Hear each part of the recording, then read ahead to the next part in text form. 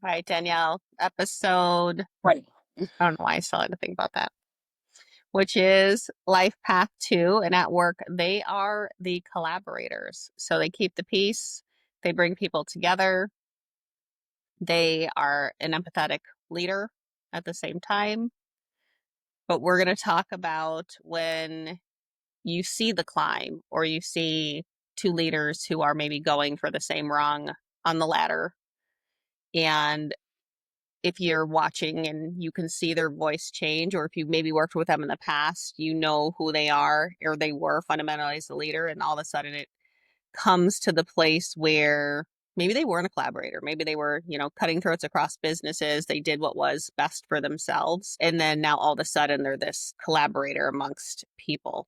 So we're going to talk about that shift, that voice. And then when you see two people who there's an open seat that are potentially vying for it and how they show up. Proverbial TA dance off.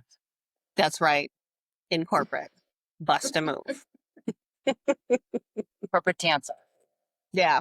Yeah. So I think, when you see that shift just overall and watching it outside in, because I think I know there's times and places and whatever where we've been fortunate enough to be now outside in and viewing everything of what's happening and really knowing and understanding what that shift looks like and saying, something must be changing internally because now I see this person's voice either reshape, look different. Then you see another voice that was never really the voice of the forefront. And you start thinking, someone managing their content for them? Are they posting it for them? Or is this really authentically them? And you start to question kind of the leader behind the voice based on how you know that they've showed up. Maybe they had an epiphany moment. Maybe. That's always For sure. possible. That's always possible. But people don't fundamentally change unless something, I don't want to call it catastrophic because it's not, unless this epiphany moment happens or something brings them to that moment of clarity in that place. But it's usually an evolution of a leader to get to the place where they are today. That's all fun and strategy until two people are kind of gunning for the same thing. The other thing, when you think about who's pegged for the next rung, a lot of times in organizations, when someone comes into that organization or that they're the successor of a role, people start to show up a little bit differently or can show up a little bit differently. So instead of being in support of that person, kind of almost not debunking what they're doing, that's probably the wrong word, but working against what they're doing as well. What have you seen in organizations? I mean, what are you seeing from a voice perspective and maybe shifts in people? Yeah, because I think you see it more in larger legacy companies, more so than in startups or younger companies. Because in those types of situations, if they're going through a big change like that, it's usually because they're being acquired or they're acquiring something else. So that's part of why the change is happening. But in a larger organization that's been around a long time, and let's just say, like, you know, president or the CEO or whomever is in that sort of key role is leaving and is retiring or moving on to another organization, then a lot of people who are sort of in the tertiary roles are going to start kind of trying to vie for that and see, who can kind of, rise to the top, if you will. I mean, there's always the chance though that a board could select somebody from with outside of the organization or maybe a sister company or something like that. Mm-hmm. It might not be a promotion from within.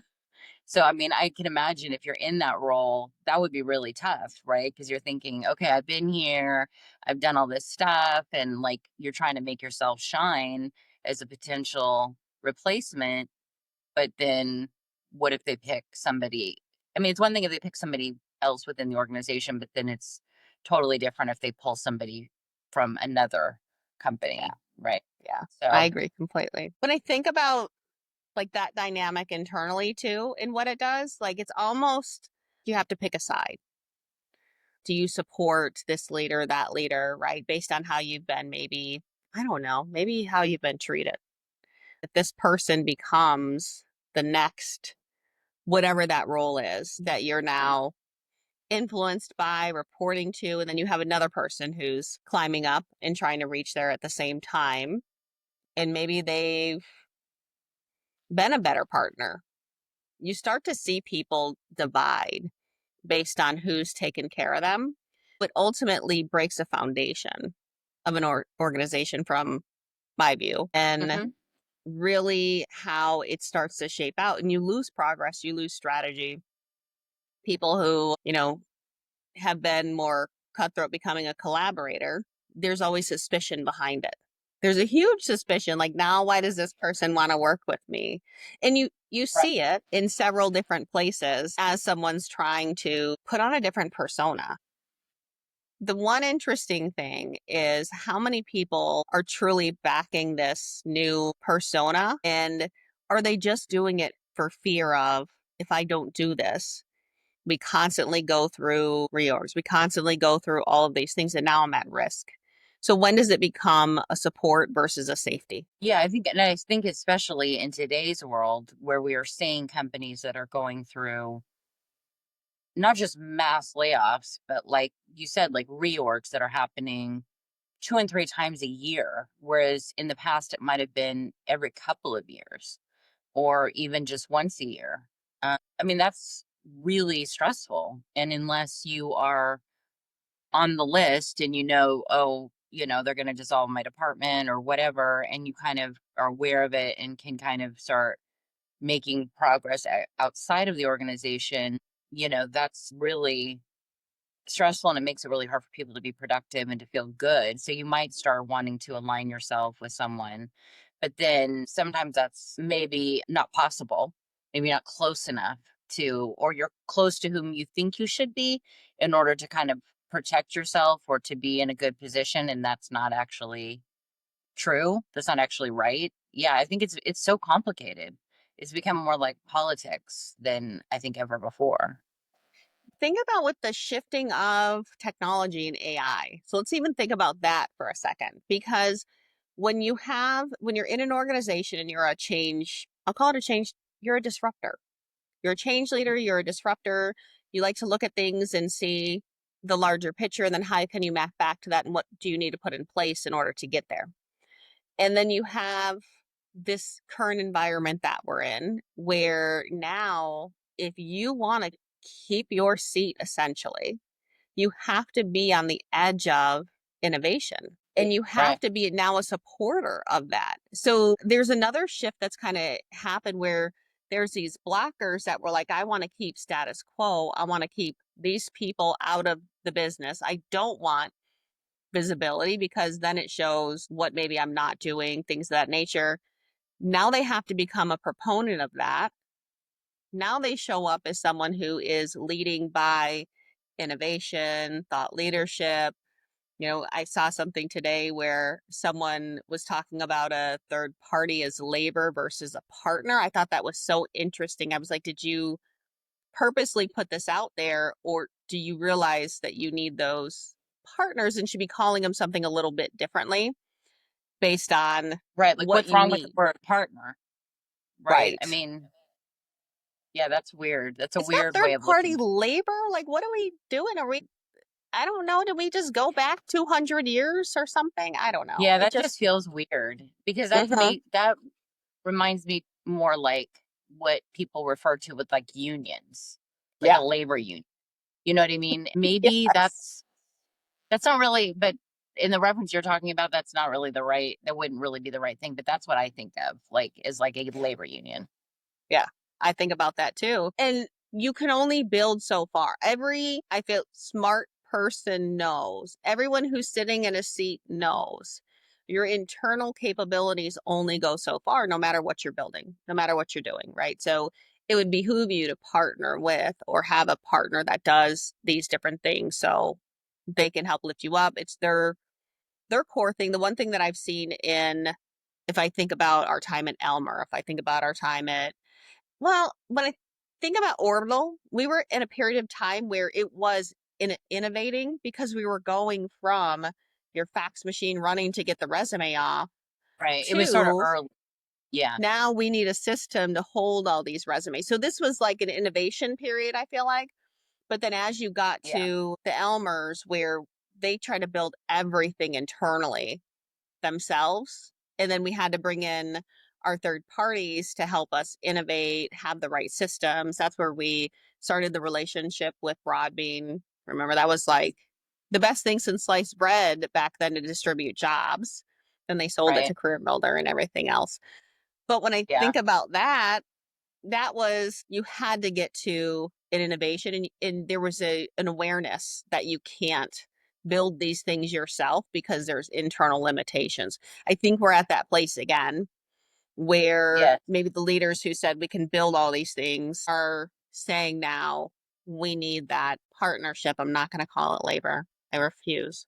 No, that's We really need the that wrong word. third party partnership in order to continue to go forward. And by the way, let us have the experts be the experts in there. So it's been an interesting shift when I look at, some of the ways people are looking at that differently. I think it's a good thing. It's a good thing. It has to happen because we Right. can't sustain, or it couldn't be sustained the way it was. Like again, if you go back to the old archaic systems, working at med trackers with, if I say the name of the system, everyone's going to know who it is, with Amy. Everything was bolted onto there. You have to get rid of that somehow, but you have payroll, things like that on it. Even when you're going into like a update, let's say a bullhorn, and you go into Bullhorn Novo, you place limitations if you're building on and doing things like that. So it's interesting to see the shift. I think that's where the voice of you have to be an innovative leader changes. And I think that's an organic change. Whereas I think an inorganic change is now I'm now a collaborative leader. I'm now what is your authentic voice out there? People have seen it. And then if you do this complete shift, it's very, very, very noticeable. It's very noticeable. Yes. Yeah, because I think you're right that, when it back in the day, as we're technology and innovation was sort of, peaking for a while and then it kind of plateaued. And then I think companies have felt like, okay, we've got the lay of the land, we know what we're doing. But now we're at that point, especially like you said with AI, that we're like, going uphill again. But companies need to understand you probably are going to need to make some fundamental changes within your not just your organization but the way you do business and the way that you, especially in talent acquisition, about how your processes are laid out, because a lot of times, especially on older companies that were using fax machines and running paper ads and things like that back in the day, and then they incorporated job boards and things like there, that was a sort of an easier transition, if you will, in a lot of ways with the technology. And then the ATSs and things, now it's really become like, okay, if we're gonna involve a new type of technology that's truly innovative and is going to grow with us, we really have to rethink our entire process and all of our systems, Mm-hmm. because it's probably not going to be just as something that you can bolt on. And we've seen that where you're just adding in a layer that can text candidates or can do certain things, and that's great. But now we've way past that. And now we've got to figure out, okay, we don't want to get rid of all of our recruiters. We want to we need them, but the role of that is going to look different. And it's Mm-hmm. not going to be just about moving candidates through the process.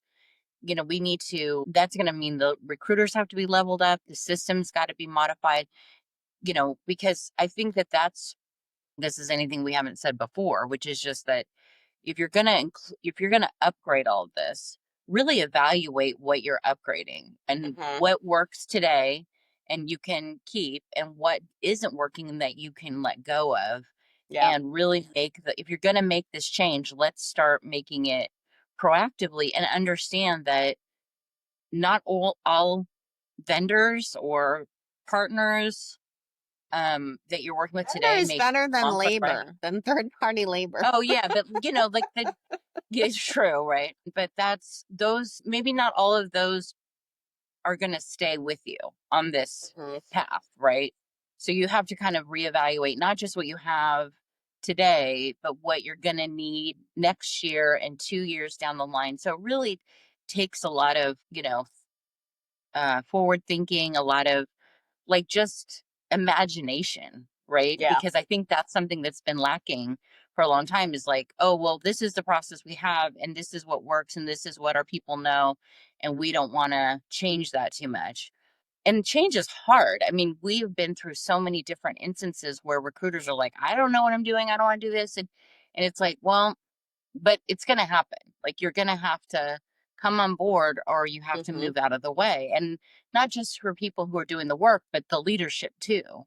Yeah. And so that's where I think becomes the real issue is like, who's got the imagination to kind of help you to move in that direction? Yeah. Do you think, Danielle, that leaders fundamentally change their viewpoint, right? Who is going to take us and lead us into the future? Do you feel like I don't think so. leaders are I don't, I future mean, I think forward or they want to stay stuck? And is there a place where someone pivots and changes that all of a sudden becomes future forward? no. I think if you are an innovator from the beginning, you know, like you could look at somebody like a Steve Jobs or Bill Gates or something like that who's actually innovated, who's created things. Those are kind of old examples, but just to, you know, top of my head, I think you have to be that type of person sort of from the beginning to kind of continue that and not sort of be like, well, I did everything I want to do, you know. And that's the problem I see at a lot of technologies is that they innovate and they create something great and people get Mm-hmm. really excited about it and they grow and it's wonderful and then they stop. And I don't the only thing I can attribute that to is that their leadership then has become risk averse. You know, like, is it because they've become publicly traded or they've been acquired by some other company that's very rigid? Is it because there's, you know, too much at stake? And I don't get it because I feel like that's a big problem with technology today is that it's all great and wonderful until they kind of get to a certain level. And then Mm-hmm. it's like, okay, well, now we're done. Now it's Yeah. like, well, no, you know, like, hello. I mean, if we had, you know, created the telephone and never had the imagination to take that to the next level or cars or whatever, like, who would have thought 30 years ago we were all going to have these smartphones and AI, like all the stuff that we have today, that took imagination. Yeah. And we are only as successful as what we can imagine. And so, who's to say what we're going to have in 10 years or even in 2 years, right? Mm-hmm. So, and that doesn't mean that those leaders have to imagine it, but they have to be open to getting the people and hearing the ideas and sort of believing in it, you know? I was thinking about, and I don't remember who I was talking with this about. It could have been this week. It could have been last week. It could have been a conversation with Richard. I can't even remember now. But I was thinking about like how crazy would people have called you if you, let's say you lived, I don't know, 400 years ago. You're one of our ancestors out there and you're like, I see the future. And it was even just something as simple as eating out in a restaurant. Oh, it actually was. We were at a Mexican restaurant and I was like, could you imagine the person that saw this vision and was like, you're going to go in, you're going to sit down, people are going to bring you food, and that's how you have service. And all these amenities that we have, like the spa and the Right. getting your nails done, getting your hair done, and getting all of these services that were created. And if you weren't sitting right, because if you had this really high position, of course you would get all that stuff done. Of course you would have some, but if you were just a regular person in society, you weren't living like that. And to be able to Right. even think that the average person could do that or afford, they would have called you nuts. I feel Right. like, or called you crazy. I feel like that's the place that we're in. Whatever you can actually imagine, though, is absolutely possible with how we have advanced. So if you Sure. don't, to your point, have the Steve Jobs mind up, I did an assessment at Clover, and it was when I got my executive coach and things like that. Hmm. And it said something like the innovator, the Steve. There was something in relation to Steve Jobs in there, and how do you fit into the organization, and as this type of profile and as this type of person. I do think it's innate or it's not innate to have that Right. kind of foresight. You can't force it, and you need someone if you Right. don't have it to come in and do it. So I think that's also where other people come in. Okay, Now you have to play. and that's all. Yeah, exactly. Because if you're going to be an effective leader and you're going to take your company to the next level or the third next level, whatever it is, you have to know that you are going to need really smart people who may have what you might think are crazy ideas. When you were just talking about like 400 years ago, that made me think of, and this is really off topic, but it's just an example of, you know how like we can go in any store now or online and buy clothes that are already created for us and size and everything. You know Hmm. who kind of created that? It was one of the people who started Brooks Brothers. Oh, And this was like 150, 160 years ago in New York. I think it was in New York. There was all of the sailcloth, like the cloth that they use to make sails. And I can't remember what the story was, but apparently, like, I think because of, like taxes and things, there was a bunch of sailcloth that for some reason ended up on this dock and nobody wanted it, or the person who was going to buy it no longer had the money. Because at that time, it was like coming from England and it had to be brought over on a ship. And so whatever happened, there was some sort of breakdown and the person was going to buy it.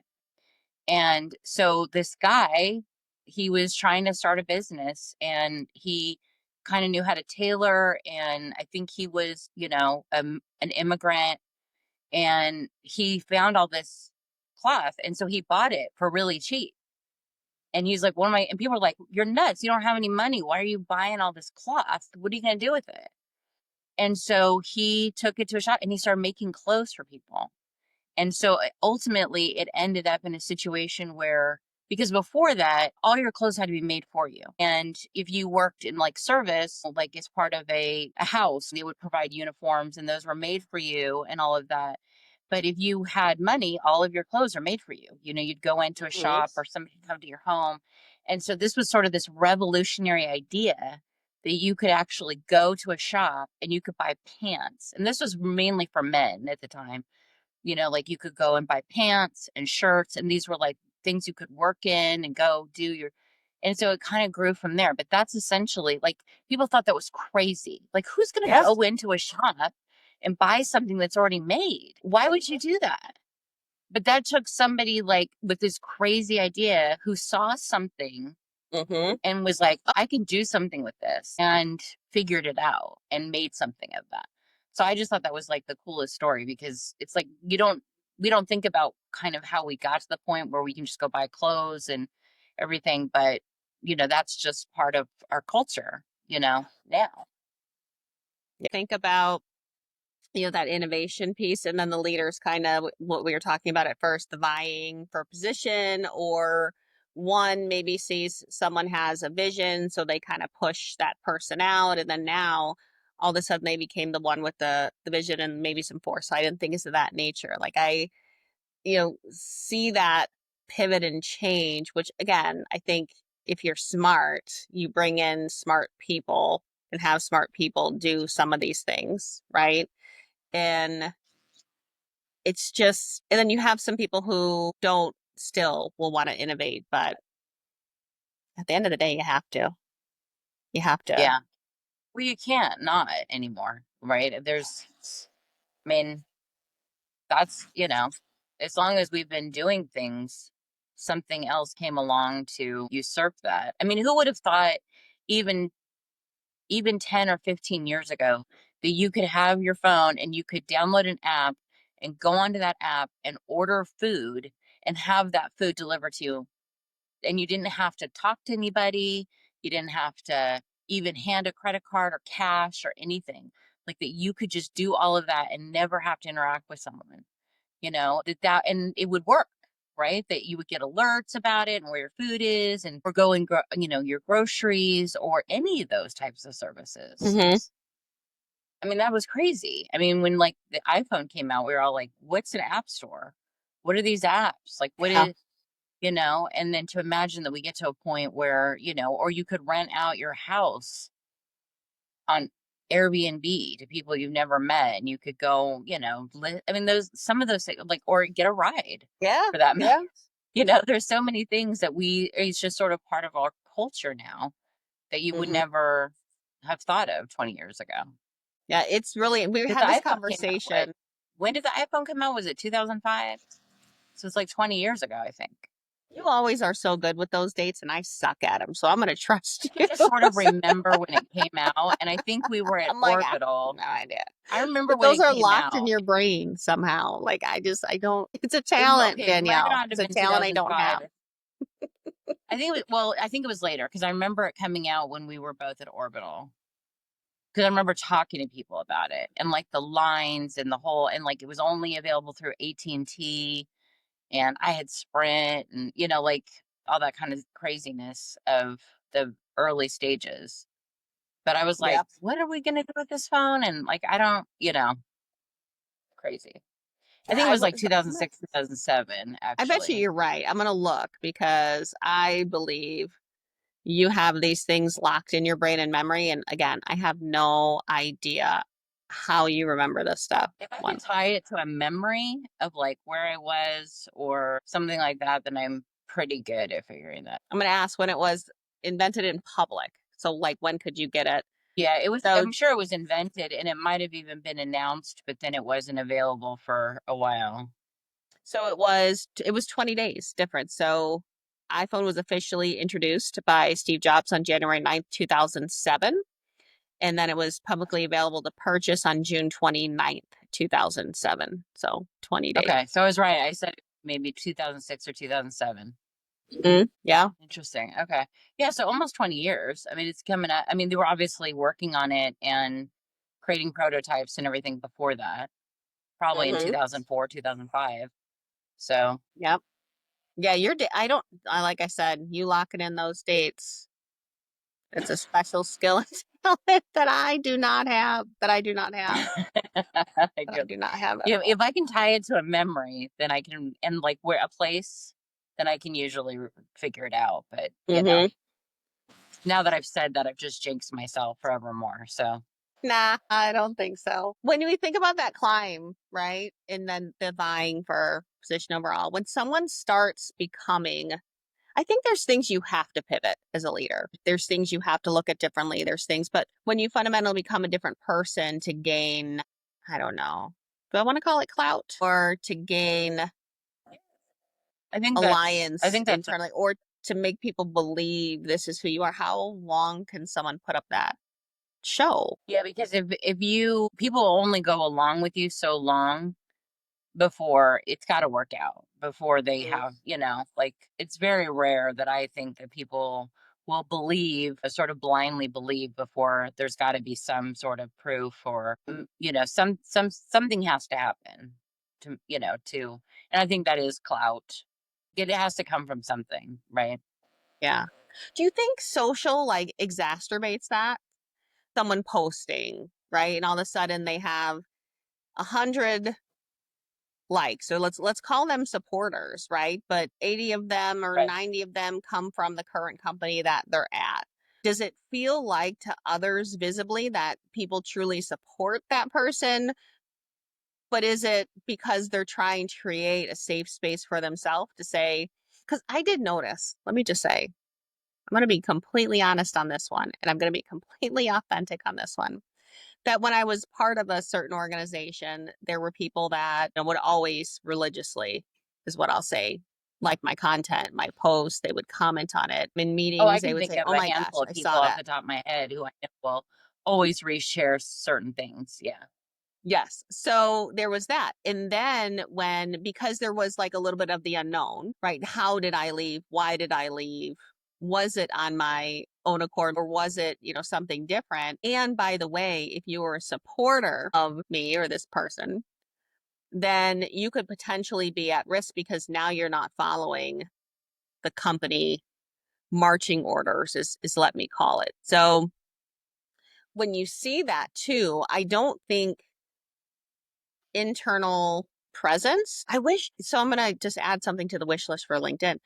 When I see a post, I know how many people are from that same organization to know if that organization is lifting it up or if it's truly an organic post. Or could I set my algorithm based on that? I want to see people that are authentically liking. If 90% of likes are from the company, maybe I don't want to see that. It's interesting how that shifts too, but I think it does tie to perception. And like I said, I've noticed these voices changing out there, becoming more empathetic, becoming more innovative, becoming more people in that they weren't authentically were at some point. And then there's this, you can tell who's kind of lobbying for the top or gunning for the top. It's just an interesting. We can see everything now. We can see externally, internal politics. That's wild. Yeah, it's true. Well, especially when you worked in it and you've stepped back from it, like I was saying before we started, like sometimes the words are just words, but then when you kind of understand the culture that they're coming out of, then you're like, it is propaganda in a lot of ways, Hmm. and not necessarily bad propaganda. It's just propaganda.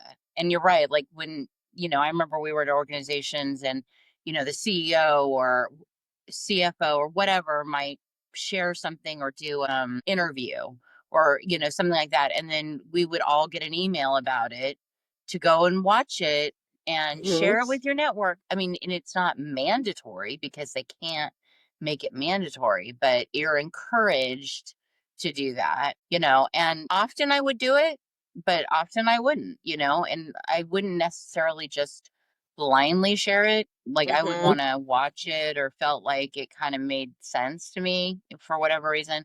Or if the company got an award of some kind that I thought was interesting and different, I might share that information. Because to me, and I mean, maybe this is, not the most politically correct thing is like, I don't want to just put my name on something and be like, blindly. I mean, and there's plenty of people we work with who don't share anything on social media except that stuff. Right. Hmm. And so then it's like, yeah, you're just doing it because you feel like it's, you have to be a good soldier. So yeah, I think it is definitely interesting. And I think, you'll kind of wonder with LinkedIn too, like some of these companies that are spending millions of dollars with LinkedIn, and then they have leaders that are posting stuff and that's shooting up in the algorithm. Is there something behind the scenes that's doing that?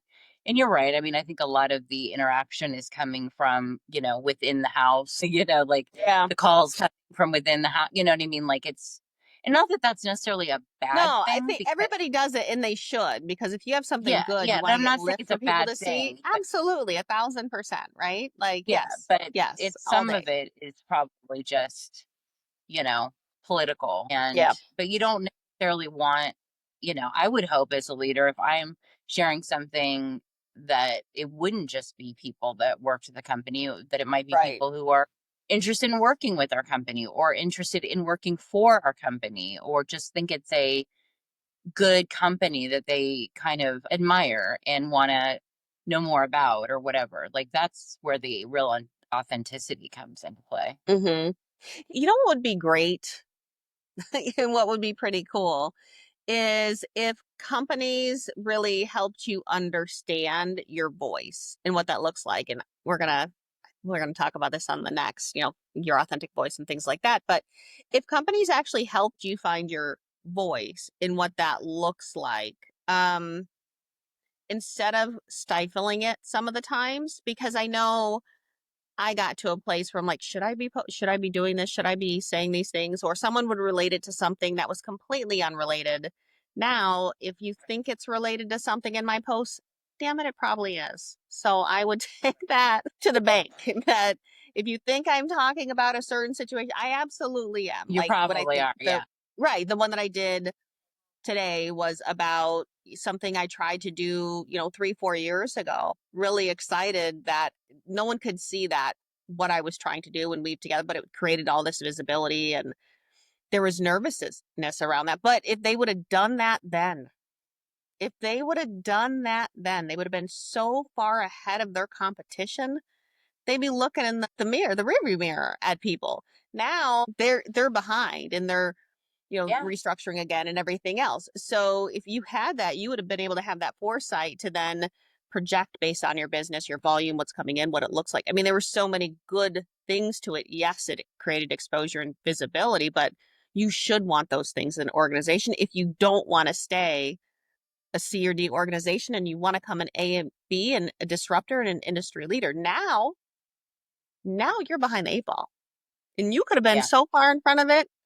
Like I said, you'd have been looking in that review like, catch you later, suckers.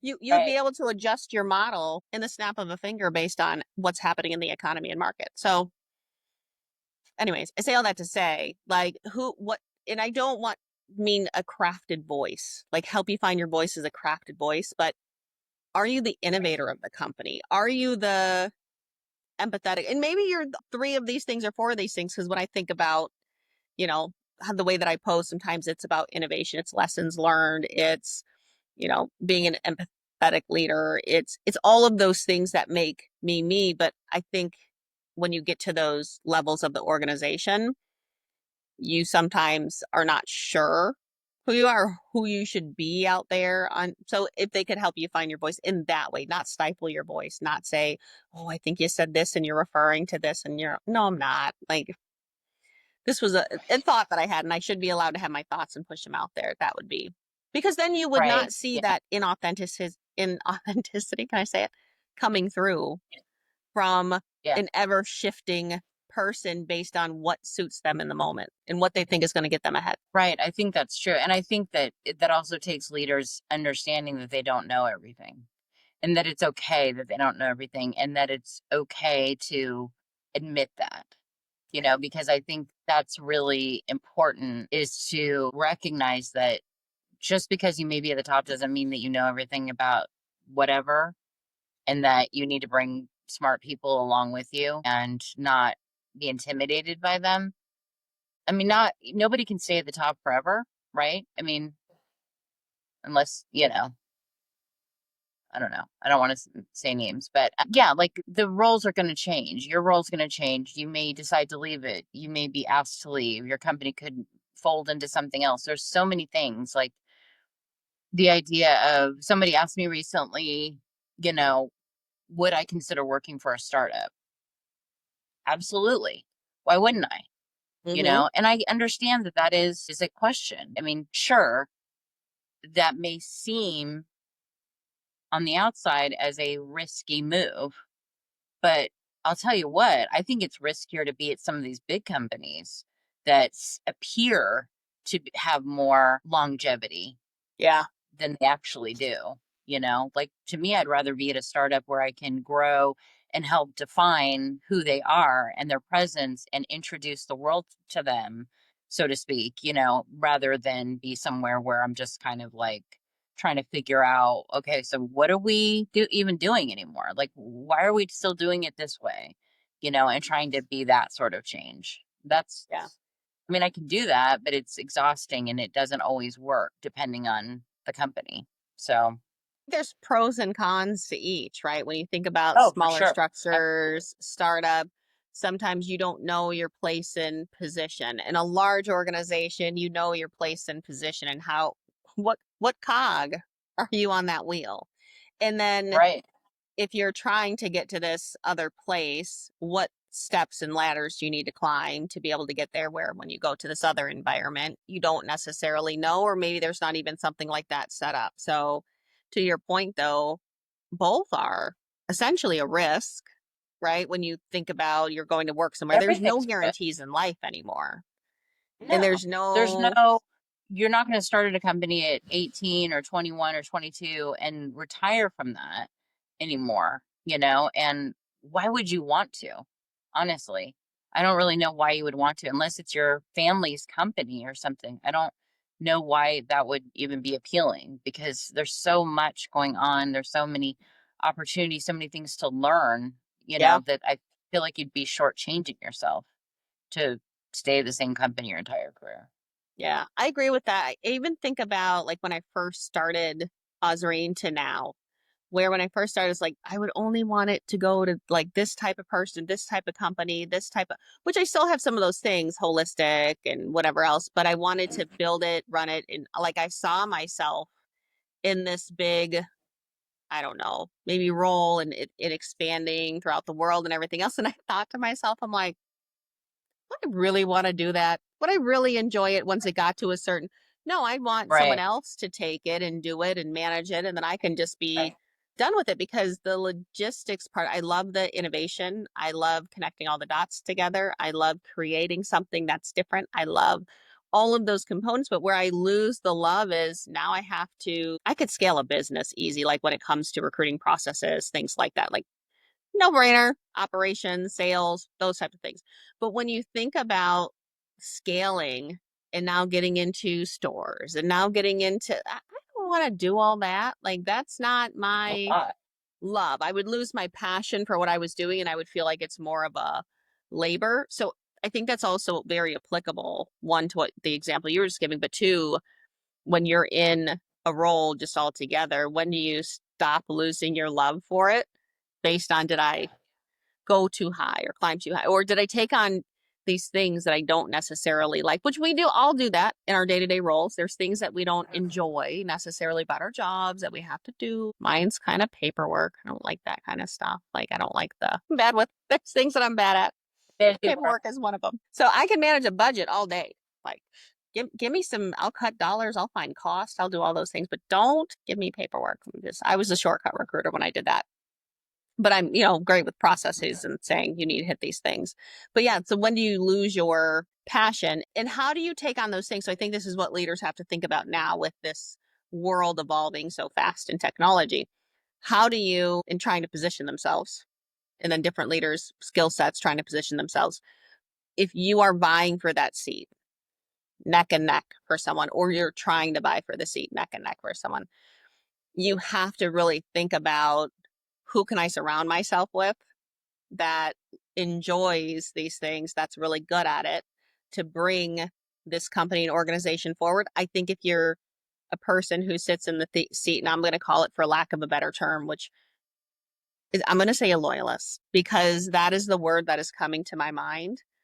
There is a point where being a loyalist becomes a detriment to people.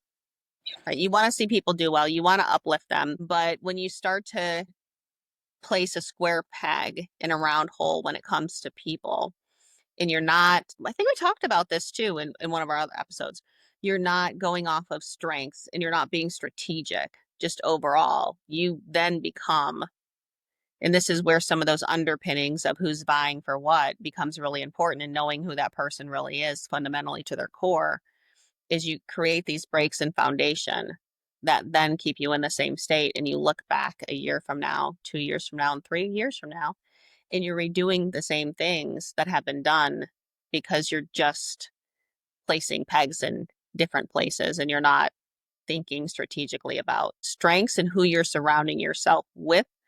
Based on those strengths, they're considering who they're surrounding themselves with based on, do they think it's going to expose something or not? Yeah, because I think you're right with the loyalist piece that you may feel like these are the right people, but are they just paying lip service? Are they just protecting themselves by telling you what they want? You think they think you want to hear, or what they know you want to hear. That's where I think leaders have to really be playing the long game and understanding that, you know, eh, you're gonna have to kind of challenge the people around you too. And they've got to be able to challenge you that, you know, I don't know that this is the right way to go. Or, is this I was just like I think in the last episode we were talking about the Olivia Pope, right, of Oh Scandal. yeah. Mm-hmm. You mentioned that. And so I started rewatching the series. And because I hadn't seen it in a long time. And so I started rewatching the series and it occurred to me that at her agency, Olivia Pope and Associates, I think is what it's called, all the people who work for her challenge her all the time. Mm-hmm. And, sometimes she agrees and goes along with it, but more often than not, she explains, like, you'll understand when we get there, kind of thing, or trust the process. And you're not seeing the full picture right now. Just Yeah. do what I'm asking you to do. And I'll trust that I hired you for a specific reason. And I'm going to trust that you're going to figure out what you need to do. And then we're going to and I think that's kind of how it should be in a lot of ways. Like, you don't necessarily need to know what everyone's doing in their role, but you have to trust the process and you have to trust the outcome and trust why you have them in those roles. And then they have to come back. And it should be accepted and normal practice to come and say, okay, I understand you want me to do this. I don't really know what we're doing, but if but I trust you. I just want you to know that I'm kind of lost. Is there more information you can give me? Or, I'm kind of not comfortable with this direction, but I just want to tell you that this is what I think we should be doing.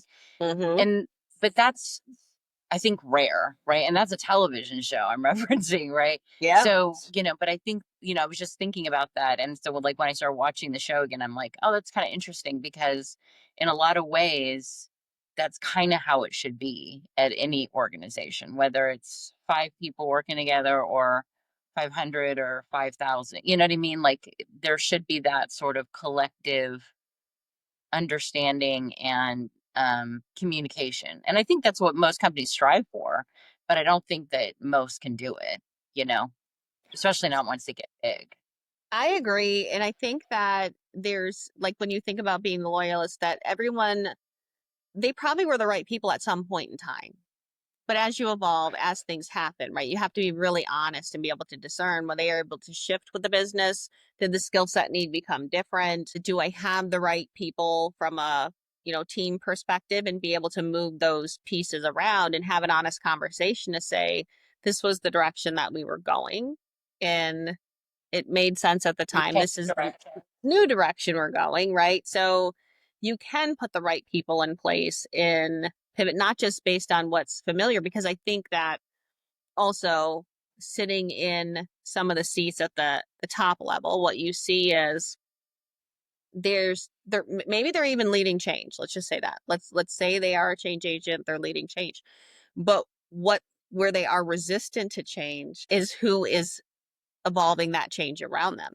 And I think that's where the rubber really meets the road is can you, as you need to change, shift the people around you based on what needs to happen next. And I think when we think about this landscape that we're in, the technology landscape and how that's shifting and evolving, that's a different skill set in some ways. And people who maybe have done things a different way and this is the way that we do it and all that no longer fit in that.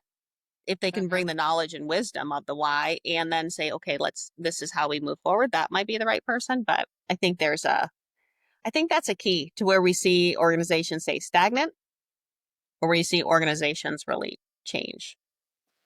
Yeah, I agree. Want to stop there? Yeah, I think we can probably stop there. All right. On episode 21, we're going to shake off the tension and step into the spotlight. And Life Path 3 is up next. And that's all about owning your voice, your style, and your story. So we'll talk a little bit about that. So whether you're climbing fast or holding still, just make sure you're in your race and it's not just a reaction. This Yes. episode was sponsored by socialjobs.com. Danielle, you want to pick up from there? Yeah, we are available to stream on YouTube, Spotify, and listen on all the listening platforms: Audible, iHeart, Apple, all of the good things. And there's a link in our bio or show notes to buy us a coffee or check out the link to Social Jobs or Osreen. Until next time, bye. Bye.